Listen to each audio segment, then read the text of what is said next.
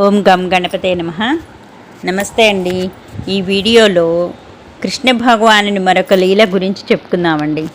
చెప్పుకునే ముందు నా ఛానల్ని లైక్ చేసి సబ్స్క్రైబ్ చేసి హరే కృష్ణ అనే కామెంట్ చేయాల్సిందిగా కోరుతున్నానండి.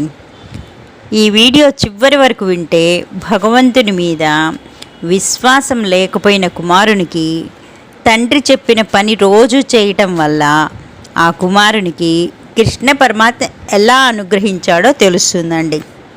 ఇక కథలోకి వెళదామా మనం. పలికే దేవుడు కృష్ణుడు రాజస్థాన్లో రమేష్ చంద్ర అనే దయగల కృష్ణ భక్తుడు ఉండేవాడండి. అతనికి ఒక మందుల దుకాణం ఉండేదన్నమాట.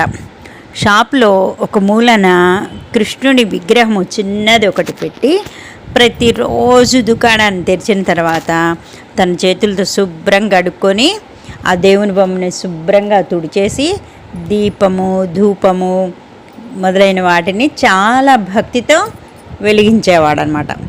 అతనికి రాకేష్ అనే కొడుకు ఉన్నాడండి. తన చదువు పూర్తి చేసి తండ్రితో పాటు దుకాణంలో కూర్చునేవాడనమాట.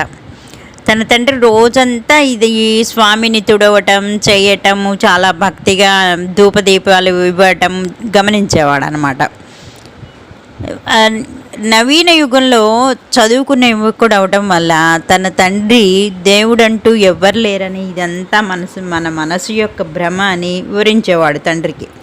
సూర్యుడు తన రథంలో విశ్వం చుట్టూ తిరుగుతున్నాడని శాస్త్రాలు చెబుతున్నాయి. భూమి సూర్యుని చుట్టూ తిరుగుతుందని సైన్స్ రుజువు చేసింది. ఇలా ప్రతిరోజు సైన్స్ నుండి కొత్త కొత్త ఉదాహరణలు ఇస్తూ దేవుడు లేడని నిరూపించడానికి ప్రయత్నిస్తూ ఉంటాడనమాట.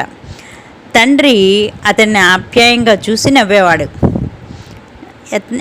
ఏమనేవాడు కాదు అనమాట. అతన్ని వాదించే అంశంపై అసలు ఆ కొడుకుతోటి వాదన పెట్టుకునేవాడు కాదు, చర్చించడం అతనికి ఇష్టం లేదనమాట.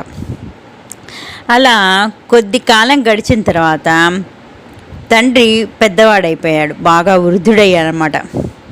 ఇప్పుడు తన అంతం ఆసన్నమైందని బహుశా అతనికి తెలిసిందేమో. అలా ఒక రోజున కొడుకుతో ఇలా అన్నాడు, నాయన, నువ్వు భగవంతుని నమ్మినా నమ్మకపోయినా నువ్వు కష్టపడి పనిచేస్తూ దయతో నిజాయితీగా ఉంటే చాలు. అయితే నేను చెప్పే ఈ ఒక్క మాట విని పాటిస్తావా అని అడుగుతాడనమాట.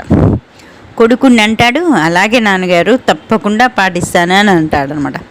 తండ్రి ఇలా చెప్పాడు, నాయన, నా మరణానంతరం ప్రతిరోజు దుకాణంలో ఉన్న ఆ కృష్ణుని బొమ్మను శుభ్రం చేసి నువ్వు ఎప్పుడైనా ఏదైనా సమస్యలో ఇరుక్కుంటే చేతులు జోడించి శ్రీకృష్ణునికి నీ సమస్యను చెప్పుకో.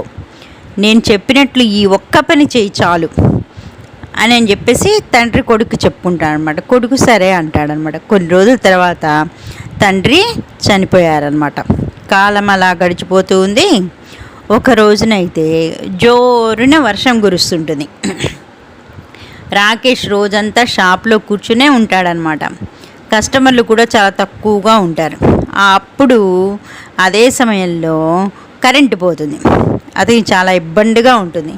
అకస్మాత్తుగా వర్షంలో తడుస్తూ ఒక కుర్రాడు పరుగున వచ్చి, అన్న ఈ మందు కావాలి, మా అమ్మకి చాలా జబ్బుగా ఉంది, వెంటనే ఈ మందు 4 చెంచాలు వేస్తేనే మా అమ్మ బతుకుతుందిట అని డాక్టర్స్ చెప్పారు, నీ దగ్గర ఈ మందు ఉందా అన్న అని అడిగాడు అనమాట. అప్పుడు రాకేష్ మందు చీటి చూసి వెంటనే నా దగ్గర ఉంది అది వెంటనే తీసిచ్చాడు. బాలుడు చాలా సంతోషించి వెంటనే మందు సీసాతోటి వెళ్ళిపోయాడనమాట. అయితే ఇదేంటి, అబ్బాయి వెళ్ళిన కొద్దిసేపటికి రాకేష్ కౌంటర్ వైపు చూడగానే చెమటలు పట్టేశాయి. కొద్దిసేపటి క్రితమే ఒక కస్టమర్ ఎలుకల మందు సీసా తిరిగి ఇచ్చేసి వెళ్ళిపోయాడనమాట. లైట్లు వెలకపోవడంతో లైట్ వచ్చిన తర్వాత దాన్ని సరైన స్థలంలో పెడదామని భావించిన రాకేష్ కౌంటర్పై సీసాని అలాగే వదిలేశాడు. అయితే మందు కోసం వచ్చిన ఈ బాలునికి తన మందు సీసాకు బదులు ఈ ఎలుకల మందు సీసాని తీసుకెళ్ళి ఇచ్చాడు అని చెప్పేసి అనుకుంటాడనమాట. ఇస్తాడనమాట. అలాగే ఆ మందు సీసా ఇస్తాడు. ఆ బాలుడు చదువుకొనివాడు కదా పాపం, ఓరి భగవంతుడా అని రాకేష్ నోటి నుండి అసంకల్పితంగా ఆ మాటలు వచ్చేసాయి అనమాట. ఏమిటి ఈ విపత్తు అనుకొని అప్పుడు తన తండ్రి మాటలు గుర్తుకొచ్చి వెంటనే ముకుళిత హస్తాలతో బరువెక్కిన హృదయంతో శ్రీకృష్ణుని ముందు ప్రార్థించడం ప్రారంభించారన్నమాట. ఓ ప్రభు, అనాథరక్షక, మీరు ఉన్నారని తండ్రి ఎప్పుడు చెప్తుంటారు. మీరు నిజంగా ఉన్నట్లయితే దయచేసి ఈరోజు అవాంఛనీయ సంఘటన జరగనివ్వకుండా చూడండి ప్రభు. తన కొడుకు చేతిలో నుండి తల్లిని తాగనివ్వకండి ప్రభు, ఆ విషయాన్ని త్రాగనివ్వకండి. అప్పుడే వెంటనే అన్నా అని అప్పుడే వెనక నుంచి ఒక గొంతు వినిపించింది అనమాట. అన్నా, నేను బురదలో జారిపడిపోయాను, మందు సీసా కూడా పగిలిపోయింది, దయచేసి నాకు మరో సీసా ఇవ్వన్నా అని అడిగాడు అనమాట. ప్రేమపూరితమైన చిరునవ్వుతో ఉన్న భగవంతుని చిత్రపటాన్ని చూస్తుండగా రాకేష్ ముఖంపై కన్నీళ్లు కారిపోయినాయన్నమాట. ఆ రోజు ఈ సమస్త విశ్వాన్ని నడిపేవారు ఎవరో ఉన్నారని అతనిలో ఒక విశ్వాసం మేల్కొందనమాట. కొందరు ఆయన్ని భగవంతుడు అంటే మరికొందరు సర్వోన్నతుడు అంటారనమాట. కొందరు సర్వవ్యాపి అని, మరికొందరు శక్తి అని అంటారు. ప్రేమ భక్తితో నిండి హృదయంతో చేసిన ప్రార్థన ఎప్పుడూ ఆలకించబడుతుందన్నమాట. ఇటువంటి కేవలం ఆ కృష్ణ భక్తుని యొక్క కుమారుడు ప్రేమ భక్తితో నిండిన హృదయంతో ఎటువంటి హాని జరగకూడదని ప్రార్థన చేయటం వల్ల స్వామివారు ఆ ప్రార్థన ఆలకించారనటానికి ఇదొక ఉదాహరణ అన్నమాట. లోకా సమస్త సుఖినో భవంతు. హరే కృష్ణ కృష్ణ కృష్ణ హరే హరే, హరే రామ రామ రామ హరే హరే.